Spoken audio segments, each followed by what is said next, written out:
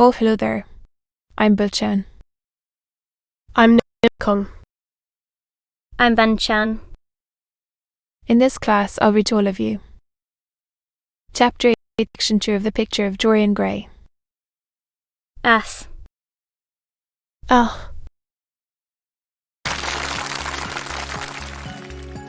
The picture of Dorian Gray. Oscar Wilde.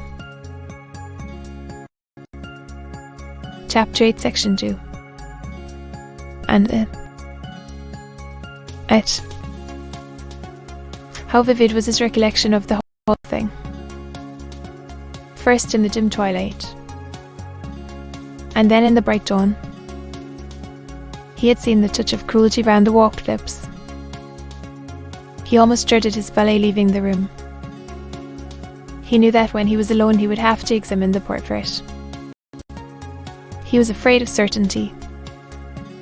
When the coffee and cigarettes had been brought and the man turned to go, he felt a wild desire to tell him to remain. As the door was closing behind him, he pulled him back. The men stood waiting for his orders. Dorian looked at him for a moment.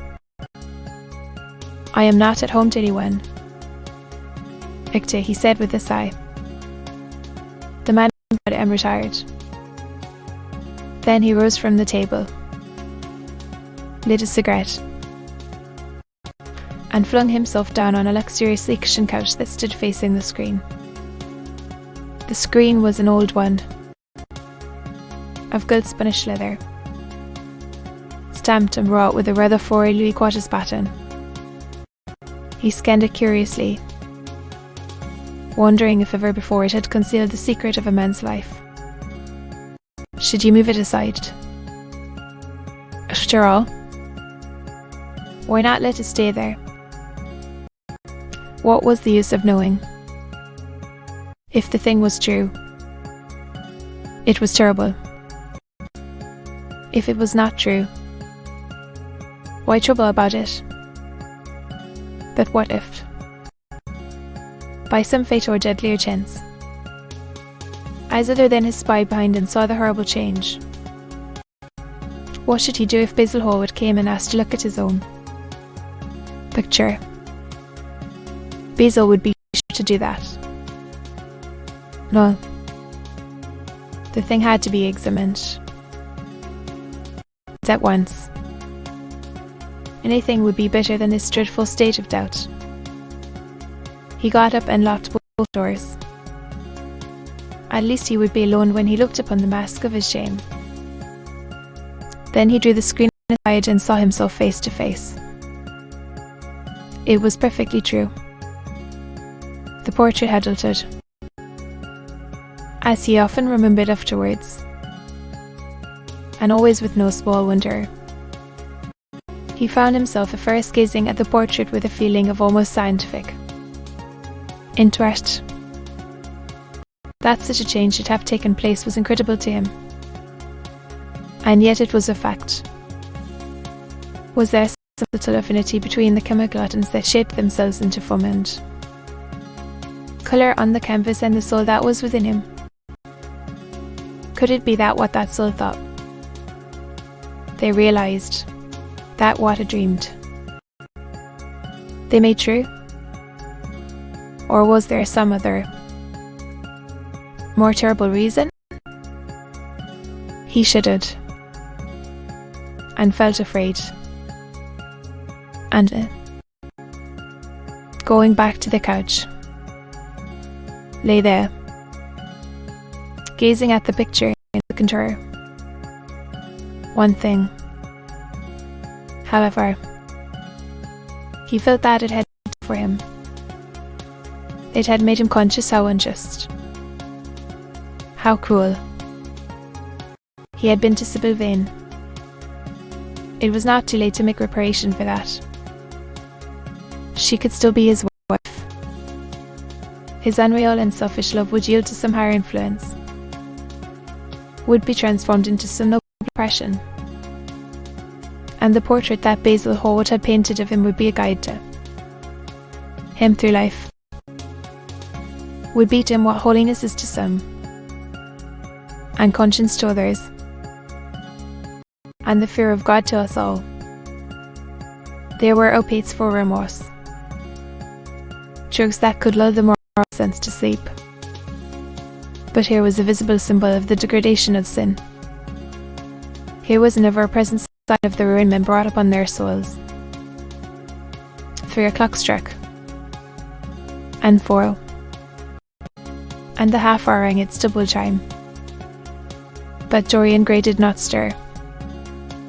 He was trying to gather up the scarlet threads of life and to weave them into a pattern, to find his way through the sanguine labyrinth of passion through which he was wandering. He did not know what to do, or what to think. Finally, he went over to the table and wrote a passionate letter to the girl he had loved, imploring her forgiveness and accusing himself of madness. He covered page after page with wild words of sorrow and wilder words of pain. There is a luxury in self-reproach, where we blame ourselves. We feel that no one else has the right to blame us. It is the confession, not the priest, that gives us absolution. When Dorian had finished the letter, he felt that he had been forgiven. Suddenly there came a knock to the door, and he heard Lord Henry's voice outside. "My dear boy, I must see you. Let me in at once." He made no answer at first, but remained quite still. The knocking still continued and grew louder. Yes, it was better to let Lord Henry in, and to explain to him the new life he was going to lead. To quarrel with him if it became necessary to quarrel. To part if parting was inevitable. He jumped up, drew the screen hastily across the picture, and unlocked the door. "I am so sorry for it all, Dorian," said Lord Henry as he entered. "Do you mean about Sybil Vane?" asked the lad. "Yes, of course," answered Lord Henry, sinking into a chair and slowly pulling off his yellow gloves. "It is dreadful, from one point of view, but it was not your fault. Tell me, did you go behind and see her? I felt sure you had." "I was brutal. Her perfectly brutal. But it is all right now. I am not sorry for anything that has happened." "Oh, Dorian, I am so glad you take it in that way." "I have got through all that," said Dorian, shaking his head and smiling. "I am perfectly happy now. I know what conscience is. To begin with, it is not what you told me it was. It is the divinest thing in us. Don't sneer at it. Harry. Nay, more, not before me. I want to be good. A very charming artistic basis for ethics. Dorian, I congratulate you on it. Marrying Sybil Vane," cried Lord Henry, standing up and looking at him in perplexed amazement. "But, yes, Harry, I know what you are going to say. Something dreadful about marriage. Don't say it. Don't ever say things of the kind to me again. 2 days ago I asked Sybil to marry me. I am not going to break my word to her. Your wife.